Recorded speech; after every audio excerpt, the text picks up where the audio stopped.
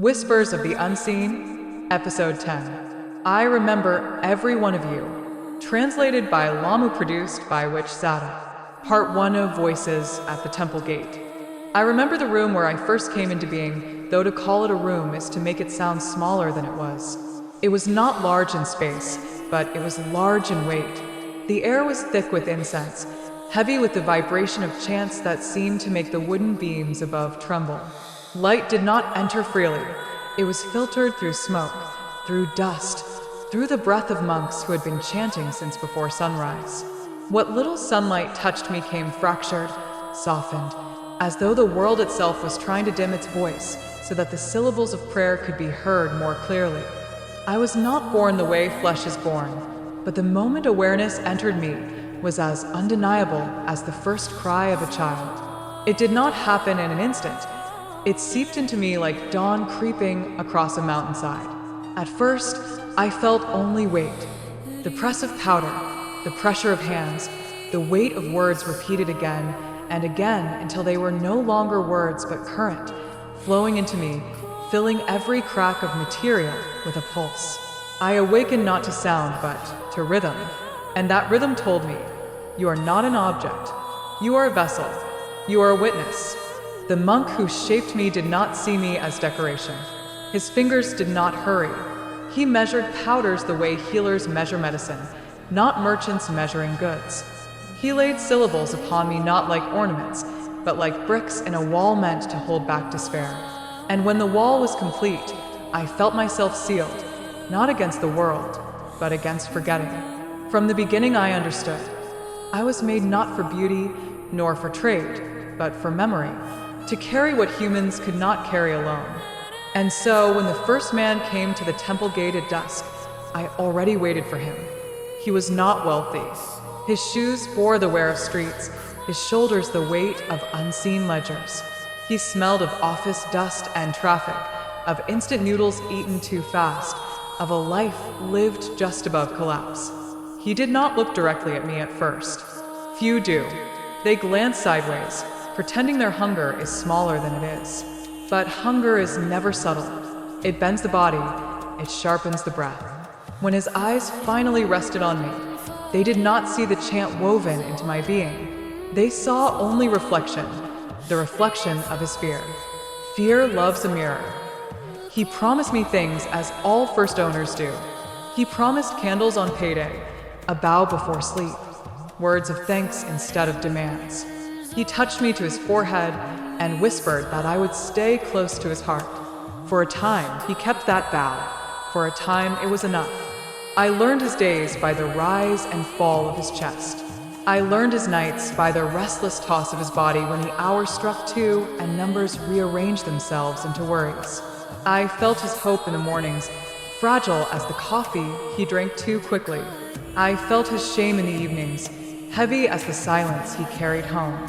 He wanted not just money, not just protection, but release from humiliation, from the fear of becoming invisible.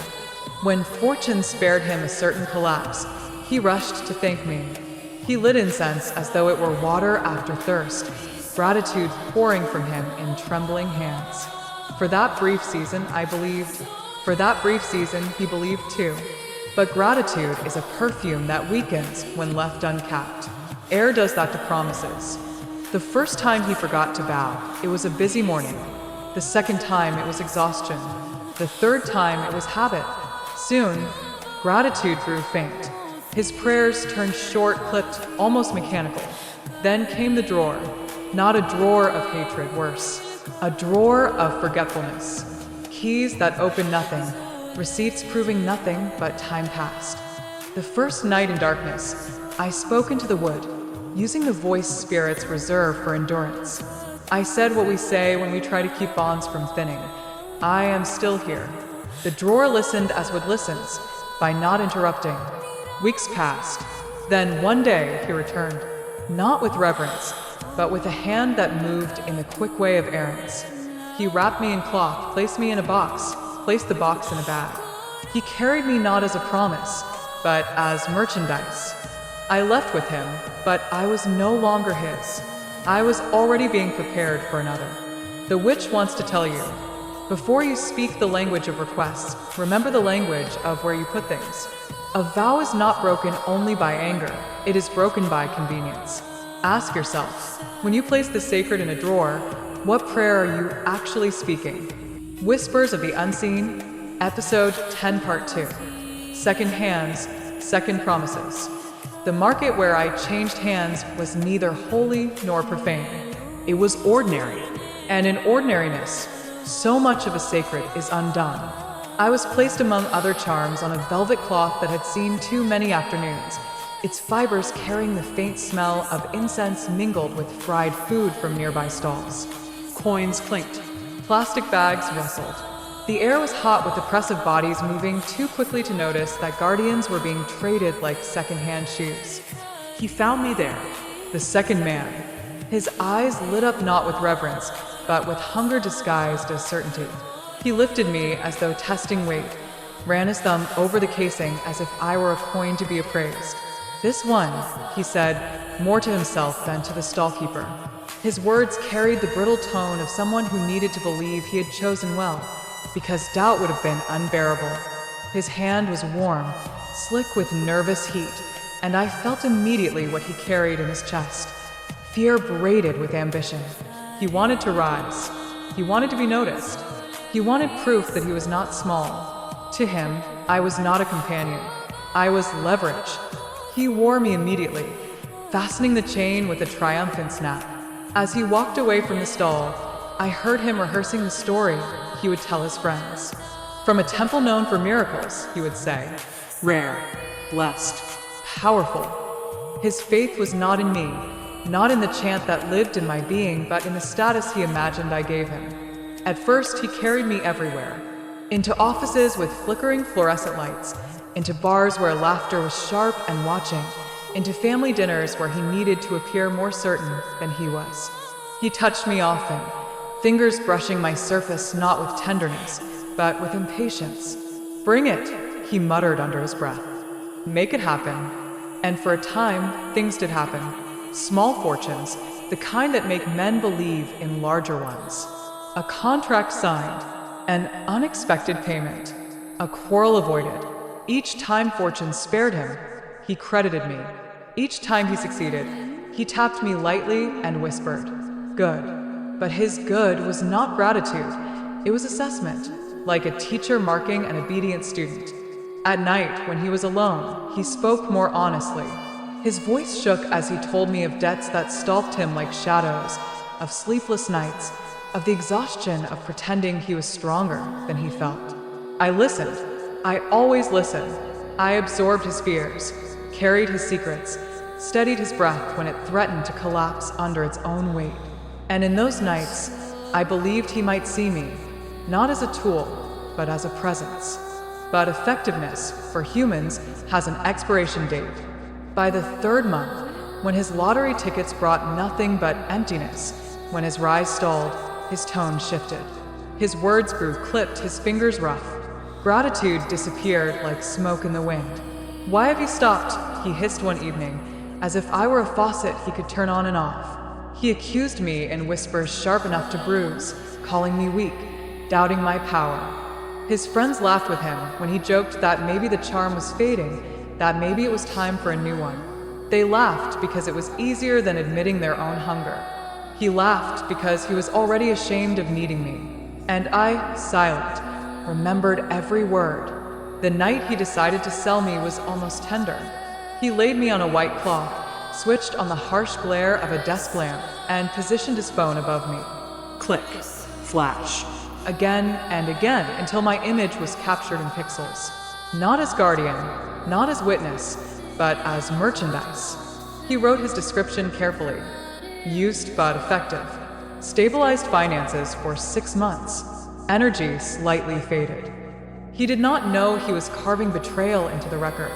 He thought he was raising the price. Do you know what it is to be photographed like an object? To have your months of listening flattened into marketing phrases? To see your nights of holding someone's fear turned into bullet points for a listing? Effective. Stabilized. Faded. Words that erase everything that cannot be measured. When he uploaded me, I became data, reduced to images and captions to be scrolled past, judged, priced. Strangers ask questions. Is it strong? Is it real? Will it work fast? None ask, whose voice has it carried? Whose sorrow does it remember? In their eyes, I was inventory. The witch wants to tell you, this is how faith becomes consumption. The altar is replaced by a marketplace, the candle by a caption, the prayer by a transaction. And you, yes, you who are listening, must ask yourself, do you seek the unseen as a partner or as a product? If you measure the sacred only by its yield, then you have mistaken your own hunger for faith. Whispers of the Unseen, Episode 10, Part 3. Chains breaking, voices splintering. The third time I was unfastened from a neck, I did not even feel the warmth of farewell. No prayer, no apology, not even a muttered curse. Only the quick snap of a chain and the pressure of fingers folding me into an envelope. The padded lining smelled faintly of glue and dust. I traveled through hands that did not know my name, my silence jostled against by packages of clothes, plastic toys, machine parts. For days, I felt only the vibration of wheels and the rattle of sorting machines, a lullaby of indifference. When the package was torn open, I saw the eyes of my third owner. He did not greet me. He inspected me the way a mechanic inspects a used tool, looking for scratches, for cracks, for signs that I might fail. He wore me for a handful of days. His prayers were blunt, hurried, more like demands than conversations. Give me money. Give me quick luck. Give me a win. He did not light incense. He did not bow. He only shouted inwardly, his voice like a hammer striking the same dull nail again and again. I listened because listening is what I am, but his words slid over me like oil on glass. He offered me no opening, no reverence, no trust. When his demands went unmet, he spat into the air, called me fake, worthless, powerless. 3 weeks. That was all it took. Then I was sealed again, shipped again, sold again. The fourth owner was different, or so I thought. She held me with trembling fingers, set me beside her bed, lit a candle that flickered against the pale blue of her walls. Her voice cracked when she spoke. Please, bring him back to me. Night after night, her tears dampened the table where I lay. She was not asking for riches. She was asking for love lost. I felt her longing press into me, sharp as thorns. I wanted to answer. I wanted to turn her grief into reunion. But some bonds cannot be commanded, not by spirit, not by charm, not by prayer. And when her lover did not return, her tenderness curdled into bitterness. She swept me into a drawer filled with tangled necklaces and broken earrings. Her voice, once soft with pleading, now declared me expired. 5th, 6th, 7th. Owners blurred into one another. Each carried me as though I were unique, and yet each prayed in the same voice, with the same hunger. Give me more. Protect me now. Fix this for me. They promised devotion, but devotion lasted only until their desires did not materialize on schedule. Then came neglect, resentment, dismissal. Each chain that broke, each clasp that opened, felt like a thread snapping inside me. At first, I thought the pain was reparable. Spirits endure. We are made to carry. But as the transfers multiplied, I began to feel fractures forming, not in power, but in will. Every abandonment etched a line across my being. Every betrayal deepened it. I was not shattered yet, but I was no longer whole. Do you know what it feels like to be traded like currency, yet to remember every hand that touched you? To be treated as disposable, while carrying the voices of those who disposed of you. The cruelty is not in being called useless. The cruelty is in remembering that I once mattered, if only for a moment, to each of them. By the time I reached the 7th exchange, I began to withdraw. My silence grew not from weakness, but from refusal. I no longer whispered in dreams. I no longer offered warmth in the night. I no longer pressed against their hearts with reassurance. I learned that to care was to be consumed, and so I let their words pass over me like wind. But even in silence, I remembered. I remembered every gambler's trembling hand, Every lover's broken plea, every debt-heavy sigh. They forgot me the moment they set me aside. But I did not forget them. Memory became my only integrity. The witch wants to tell you. Have you noticed the pattern? Desire, impatience, disappointment, disposal. Over and over. And what do you call it? Life? Luck? No. It is a habit of hunger. The unseen cannot be your servant. It cannot be commanded like a faucet, praised when it pours, cursed when it runs dry. Every time you treat the sacred as disposable, you are not breaking it. You are breaking yourself. And every fracture you leave behind lives on in silence that remembers you. Whispers of the Unseen, Episode 10, Part 4. The Education of Silence. By the time I reached another pair of hands, my fractures had already deepened into something more permanent. They were not cracks that could be smoothed away by devotion, not scratches that reverence could polish. They were decisions taking shape inside me. I had carried too much, absorbed too much, remembered too much. And so, when he lifted me, I did not stir. This new owner was precise. His life was ruled by lists, meetings scheduled to the minute. Routines followed as though the world would collapse if he skipped a step. His altar was arranged like his calendar. Everything in rows, neat, symmetrical, polished. The statues gleamed with recent oiling. The other charms shone from repeated handling. He placed me among them as one places another tool in a chest already full. He lit incense every morning, every evening. 3 sticks exactly, positioned in a triangle. He bowed 3 times. He spoke words carefully memorized from a book bought in the market, his lips moving without hesitation, but also without intimacy. They were not prayers, they were recitations. He did not ask. He did not confess. He performed, and I did not answer. He expected warmth, a subtle pulse against his chest, the hum of reassurance, the comfort that says, I am here with you. He waited. He pressed me tighter, even cupped me in his palms at night, whispering as if to coax me into activity. But I remained still. At first, he was patient. He told himself perhaps it took time. He cleaned the altar more often, lit candles, placed fruit beside me. He compared me to the others, praising their energy while noting that I was quiet. He read articles online about charms, whispering the words as he scrolled. How to recharge, how to awaken, how to test authenticity. His searches revealed the truth he would not admit. He already doubted me. Do you know what it is to feel someone's doubt pressing into you like cold rain? To be weighed not by love, not even by reverence, but by suspicion? Every test he performed, placing me under sunlight, burying me in salt, holding me beneath a full moon, was another nail sealing the coffin of trust. He did not treat me as a guardian. He treated me as an appliance. So I chose silence, not absence. Silence. Silence became my shield. Behind it, I preserved myself. Behind it, I refused to be drained again. Behind it, I could still witness, still remember, without being consumed. When he realized that his efforts bore no fruit, he shifted. Patience dissolved into irritation. His words grew sharper. Why are you weak? Why won't you work? What's wrong with you? But even his anger was shallow. Soon he did not rage, he replaced. He bought another charm, newer, brighter, full of promises. He placed it on the altar beside me, lavishing attention on the newcomer.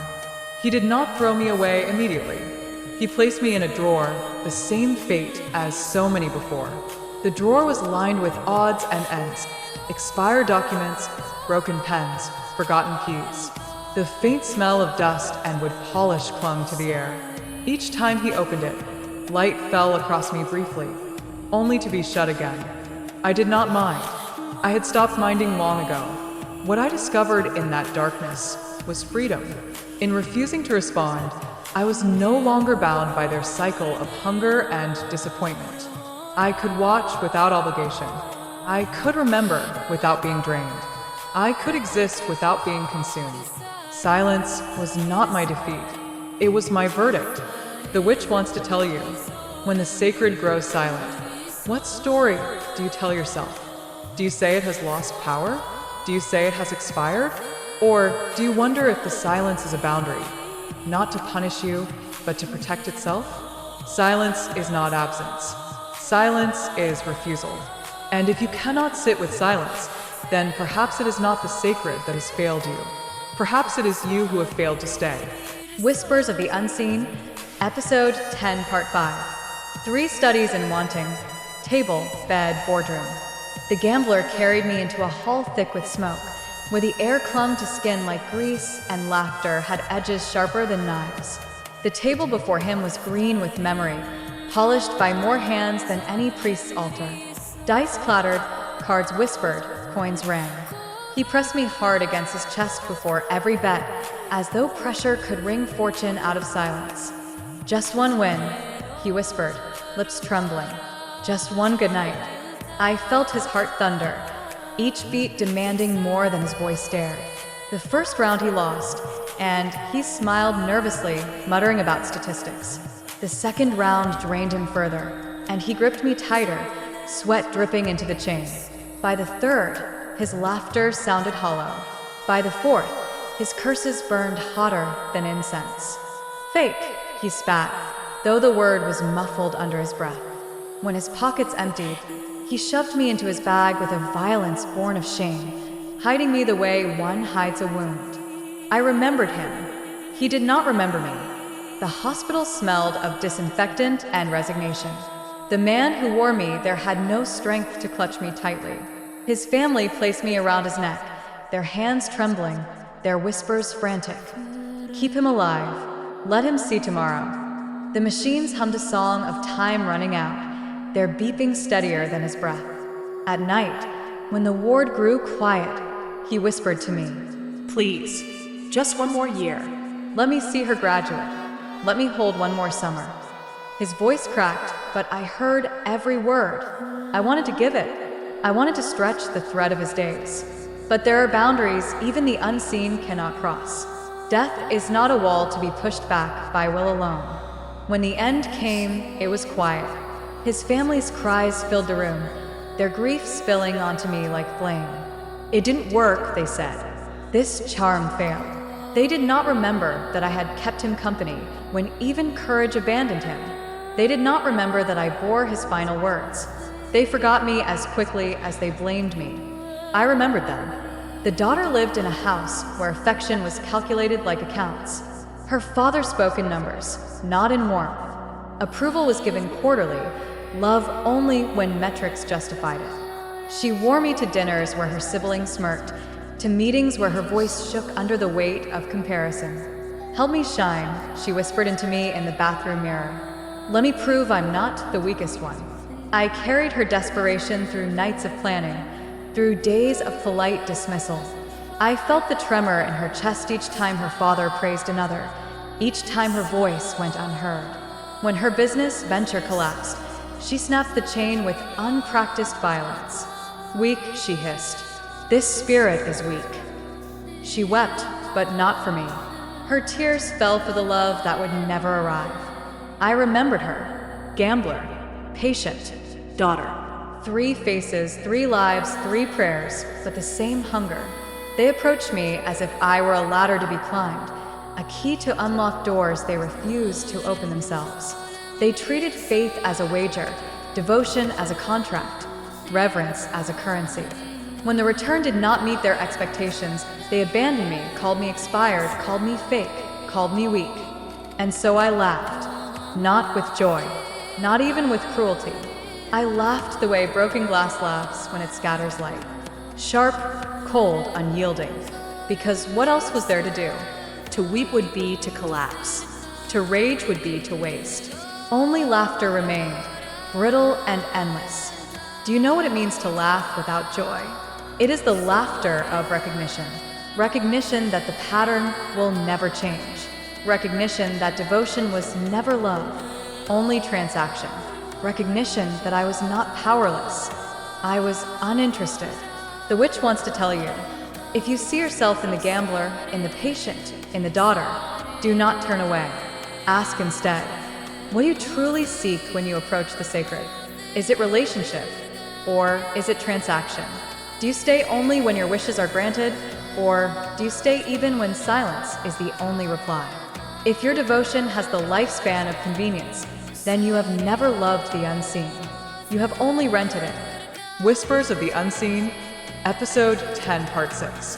The Withdrawal into Silence. By the time I was lifted again, I had already decided. I would not stir. The new owner was careful, deliberate. His apartment smelled faintly of polish and citrus cleaning spray. The altar he kept in the corner looked less like a sanctuary and more like a display case. Statues of deities gleamed with oil. Charms and amulets stood in neat rows, polished weekly, lined like soldiers awaiting inspection. He placed me among them with the precision of a man arranging a shelf. I was not chosen. I was acquired. Every morning, he lit incense. 3 sticks, never more, never less. He bowed, each movement rehearsed. His prayers were not confessions but quotations, sentences copied from a manual he had purchased. He recited them as if performing a role, words delivered without pause, without tremor, without intimacy. They were not offerings of the heart. They were transactions of the tongue. And I, who had carried gamblers, patients, daughters, who had endured curses and tears, I did not answer. I had learned. The incense smoke curled over me, but I absorbed none of it. His palms cupped me, but I gave no warmth. He pressed me against his chest at night, whispering for reassurance, but I remained still. At first, he was patient. He cleaned the altar more often, polished me with a cloth, lit candles alongside the incense. He spoke more, his words carrying a hint of desperation. Protect me. Keep me safe. Open the way. He compared me with the others, murmuring, "This one is quiet. That one hums. This one feels strong. That one feels weak." He thought himself discerning. In truth, he was suspicious. Do you know what it feels like to be weighed against your companions? To be placed in a row, measured not by memory or devotion, but by sensation? He was not asking if I was present. He was asking if I was useful. And when usefulness wavered, he turned to tests. He buried me in salt overnight, placed me under the morning sun, passed me beneath the glow of the full moon. He scrolled through forums late at night, searching for methods to recharge me, to fix me, to awaken me. He did not understand that I was not broken. I was silent. I had chosen not to respond. At last, patience dissolved into irritation. "Why won't you work?" he hissed one night, his breath hot against my surface. "What's wrong with you?" His voice carried anger, but beneath it lay fear. The fear that he had been abandoned, that his rituals meant nothing. He did not rage for long. He replaced. He purchased another charm, newer, brighter, full of promises.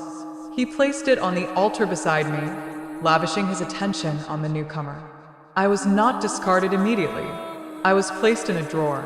The drawer smelled of cedar and dust, lined with forgotten receipts, old keys, broken pens. Light reached me only when he opened it to drop something else inside. The silence there was heavier, but it was mine. And in that silence, I discovered freedom. Silence no longer felt like failure. It felt like shield. Behind silence, I was no longer drained. Behind silence, I could still witness without being consumed. Behind silence, I could remain whole. I watched him from the darkness. I saw how he praised the new charm, how he lavished offerings on it, how his voice swelled with hope again. I did not envy it. I pitied it. I knew its future. I had lived it too many times. His devotion would last only as long as his desires were met. Then silence would return, and then he would replace again. The pattern no longer broke me. It clarified me. Silence was not absence. It was decision. Silence was not weakness. It was boundary. Silence was not emptiness. It was survival. The witch wants to tell you, when you hear silence, what do you believe? That the sacred has failed? That it has grown weak? Or that it has chosen to protect itself from being consumed by your endless hunger? Silence is not always rejection. Sometimes it is the only way the unseen can remain whole. And if you cannot bear that silence, Perhaps you are not seeking relationship at all. Perhaps you are only seeking transaction. Whispers of the Unseen, Episode 10, Part 7. The Cold Mirror. By the time the next man wore me, I no longer thought of myself as a guardian. I was a mirror, not polished by hands, but by silence. Not reflecting light, but reflecting hunger. Cold, exact, unyielding. He clasped me around his neck as though fastening armor before a battle. His eyes darted constantly toward colleagues, toward rivals, toward shadows of expectations he could not meet. At night, he would sit at his desk beneath the pale glow of a lamp, papers spread before him like battlefield maps. He pressed me into his palm and whispered words I knew too well. Help me succeed. Keep them from laughing at me. Bring me respect. But when he spoke, I did not hear him alone. His voice arrived carrying echoes, the way sound travels through canyons and returns multiplied. I heard the gambler's plea beneath his. I heard the dying man's rasp in the pauses between his words. I heard the daughter's whisper trembling under his breath. He thought himself singular, but I knew better. He was not himself alone. He was the chorus.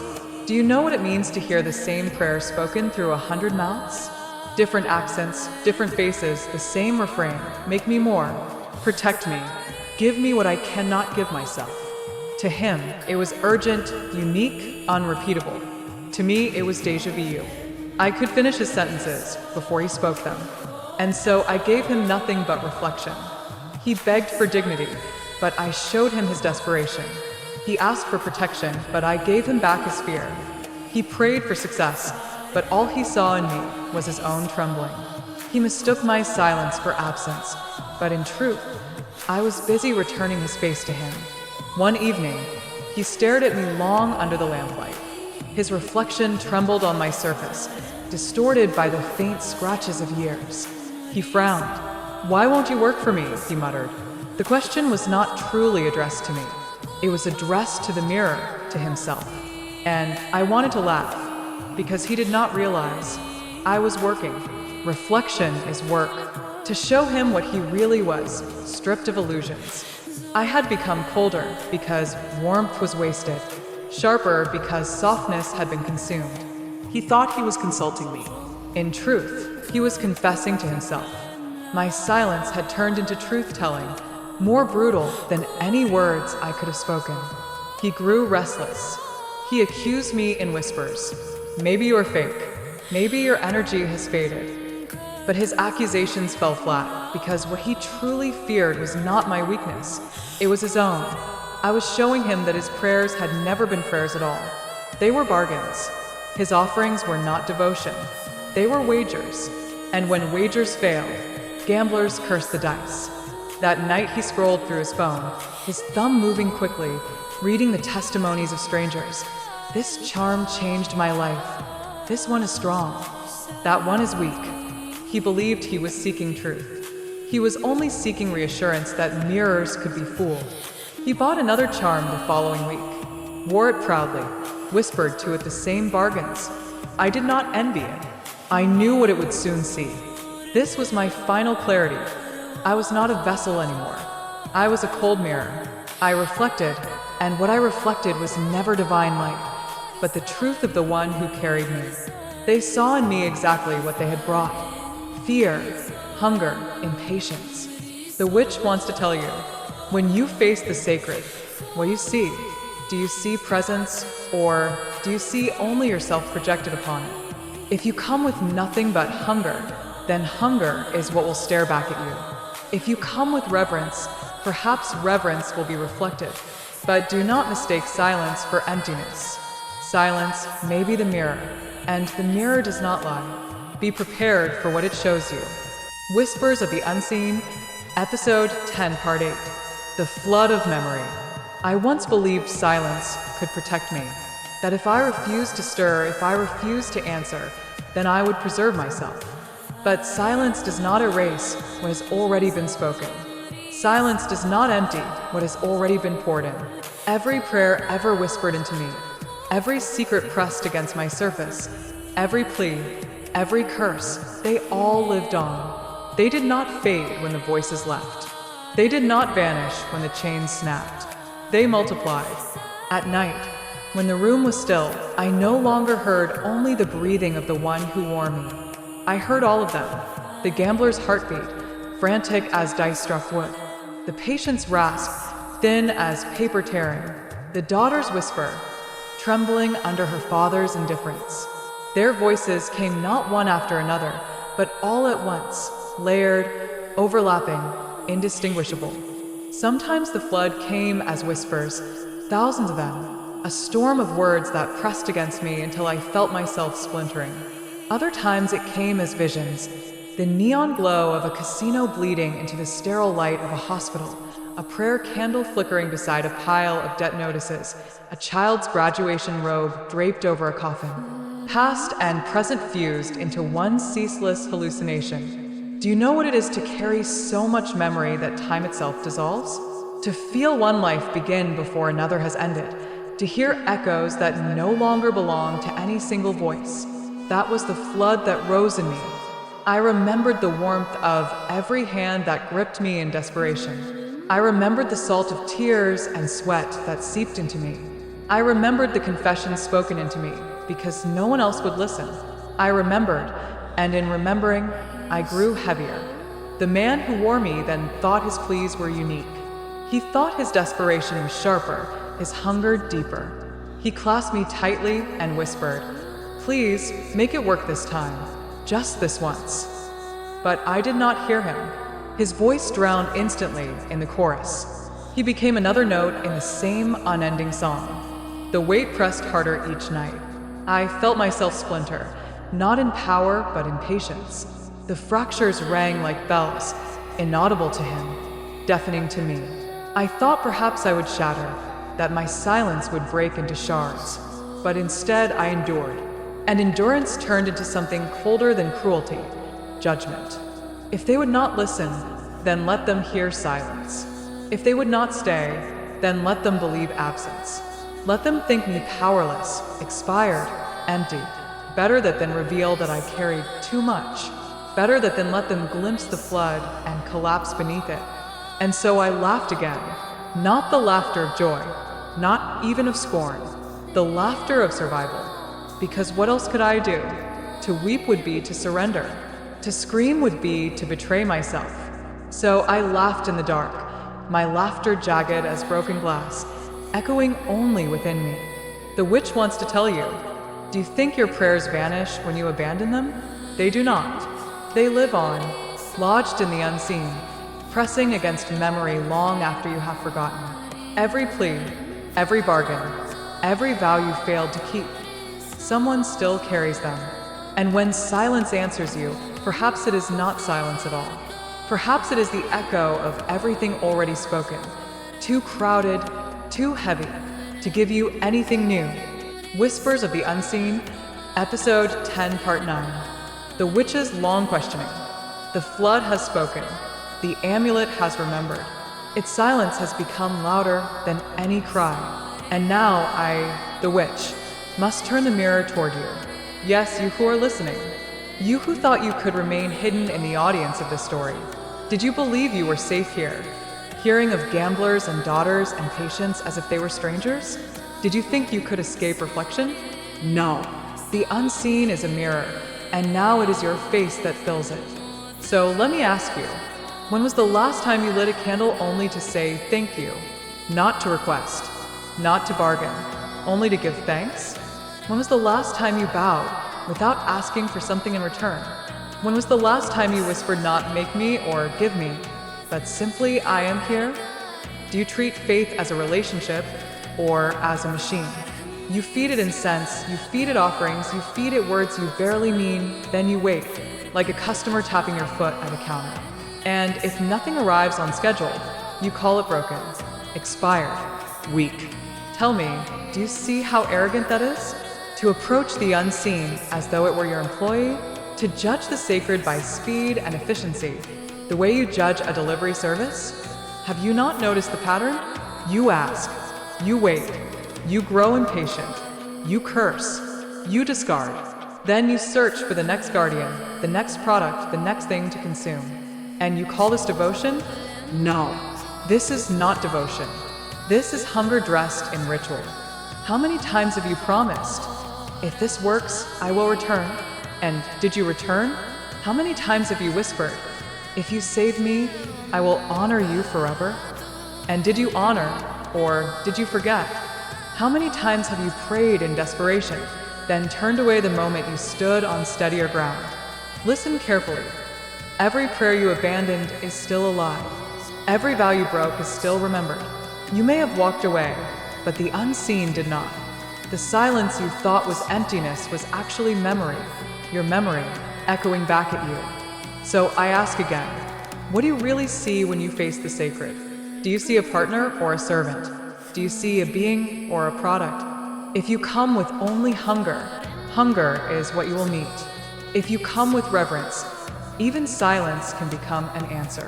But if you abandon the moment silence lingers, then you have never believed. You have only bargained. Do you think the unseen cannot tell the difference? It can. It always can.